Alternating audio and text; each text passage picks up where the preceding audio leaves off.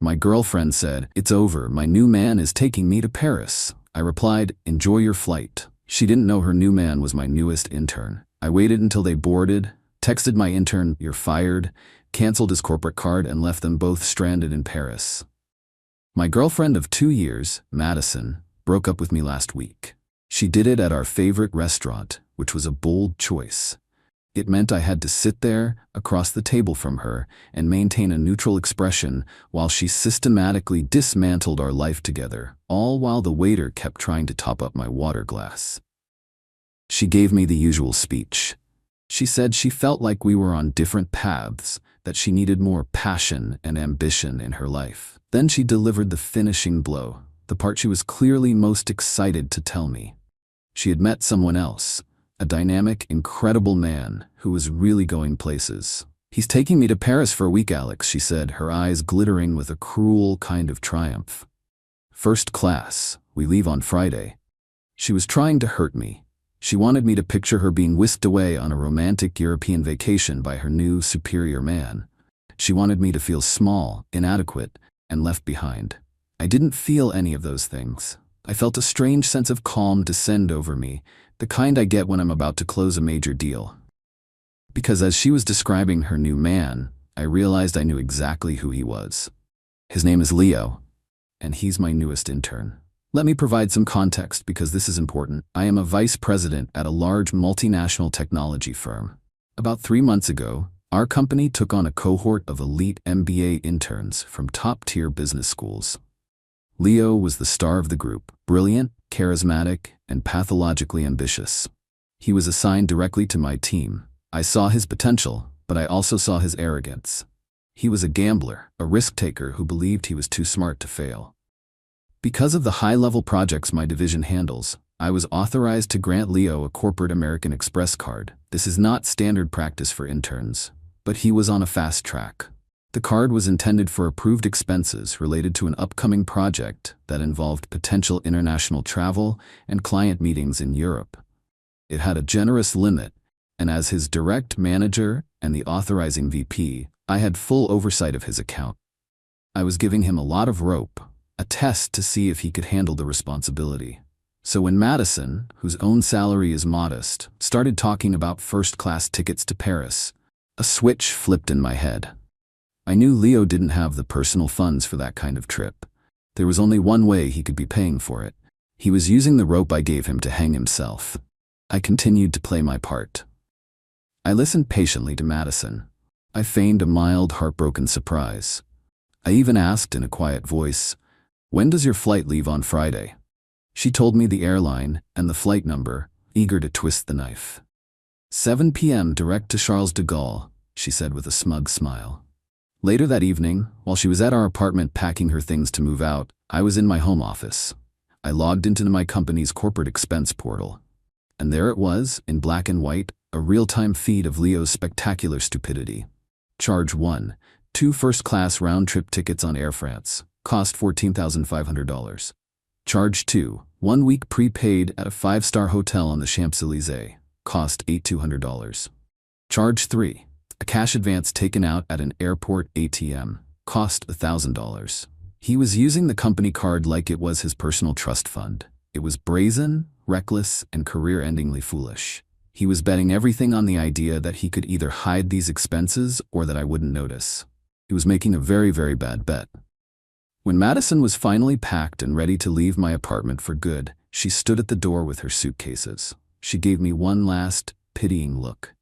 "Well, Alex," she said, "I'm off to start my new life. My new man is taking me to Paris." I looked her straight in the eye, my expression unreadable. "Enjoy your flight," I said. For the next 2 days I did nothing. I let them go through the motions. I could see the charges for airport lounge access and overpriced sandwiches pop up on the portal. Then, on Friday evening, I opened the flight tracker website. I watched their flight status go from at gate to boarding to taking off. I waited until the little airplane icon showed them safely over the Atlantic Ocean, well past the point of no return. I picked up my phone. I had a text message already drafted and waiting. It was addressed to Leo. I had another number ready to dial. It was time to manage my company's liability, and my own personal affairs with maximum efficiency. Update 1. The moment the flight tracker showed their plane over the ocean, I set my plan into motion. It was a simple two-step process, executed with clinical precision from the comfort of my living room. Step 1 was a text message. I opened the draft I had written to Leo. It was short and utterly unambiguous. I wrote, "Leo, this message is to inform you that your employment with this firm is terminated, effective immediately, for gross misconduct and fraudulent misuse of company property. Your corporate credit card has been canceled. Do not attempt to contact me or anyone else at the company. A formal letter detailing your severance, which is 0, and a demand for repayment will be sent to your home address." I hit send. The message delivered instantly. Of course, he wouldn't see it for another 6 hours, somewhere over the coast of France. Step 2 was a phone call. I dialed the number for our company's dedicated 24/7 corporate card administration service. A sleepy agent answered. I identified myself by name and my executive ID number. "I need to report a card being used for fraudulent purposes and have it canceled immediately," I said. I gave them Leo's card number. As the authorizing vice president for the account, I had the absolute authority to do this. I told the agent that the employee had been terminated and that all recent charges, including the airline tickets and the hotel booking, were to be flagged as fraudulent and subject to chargeback procedures. The agent typed for a moment. "Okay, Mr. Sterling," he said. "The card has been deactivated. All pending charges have been frozen. A fraud investigation will be opened on our end." "Excellent," I said. "Thank you for your efficiency." And that was it. In the space of 5 minutes, I had fired my rogue intern and vaporized his financial lifeline. I imagined the sequence of events that would unfold upon their arrival in Paris. They would be giddy with excitement, full of champagne from their first-class flight. They would take a taxi to their luxurious 5-star hotel. They would walk up to the check-in desk, and the polite concierge would look at their reservation, tap on his keyboard, and then deliver the bad news with a slight frown. "I'm so sorry, sir, but the credit card used to book this room has been declined. The reservation is no longer valid." From there, their dream vacation would spiral into a nightmare. Every plan they had would evaporate. The corporate card in Leo's wallet was now just a useless piece of plastic. His personal bank account, as I knew from his intern's salary, would be woefully inadequate for even one night in a cheap Parisian hotel, let alone 2 last-minute economy tickets back home. They were stranded. Just as I predicted, about 8 hours later, my phone began to vibrate. It was a call from a number I didn't recognize, but the country code was for France. I let it go to voicemail. A minute later, it rang again, ignored. Then came the barrage of texts from Madison. "Alex, what did you do? The hotel won't let us check in. Leo's card keeps getting declined everywhere. He says you canceled it. He just got a text saying he's fired? Is this your idea of a joke? Alex, this isn't funny. We have no money. We are stuck here. You have to fix this. You owe me this." I read the texts, a cold sense of justice washing over me. Owed her? I owed her nothing. After a dozen more frantic messages, I decided to grant her one final reply. I typed a single simple sentence. "This sounds like a personal problem between you and your dynamic, ambitious man. As I said before, enjoy your flight, or in this case, your vacation." I sent the message. Then I blocked her number. I blocked her on every social media platform. I erased her from my digital life as completely as I had just erased her vacation plans. Shortly after, a few of her friends started texting me, clearly fed a panicked, one-sided story. "What you're doing to Madison is cruel," one wrote. "There's been a terrible misunderstanding. You need to help them." I didn't reply. I just blocked their numbers too. This wasn't a misunderstanding. It was a consequence. Madison had hitched her wagon to a man who tried to build a life on theft and arrogance. I simply pointed it out to him and to her in the most direct and undeniable way possible. They were now in a 5-star city with a 0-star budget, left to sort out the mess they had created for themselves. Update 2. The first order of business when I got to the office on Monday was to formalize the situation. I met with our head of HR and my own boss, the executive vice president. I laid out the facts clinically, presenting them with the printout from the corporate expense portal. I showed them the timeline of charges, the first-class tickets, the luxury hotel, all booked for personal use. I terminated Leo's internship for gross misconduct on Friday evening as soon as the fraudulent activity was confirmed, I explained. I also had his corporate card deactivated to prevent further unauthorized spending and to protect the company from additional liability. They were both grim-faced, but fully supportive. My boss clapped me on the shoulder. "Good call, Alex," he said. "You acted decisively to protect the firm's assets." This kid was a loaded cannon. Better to find out now than 6 months down the line when he's handling real client data. HR handled the official paperwork.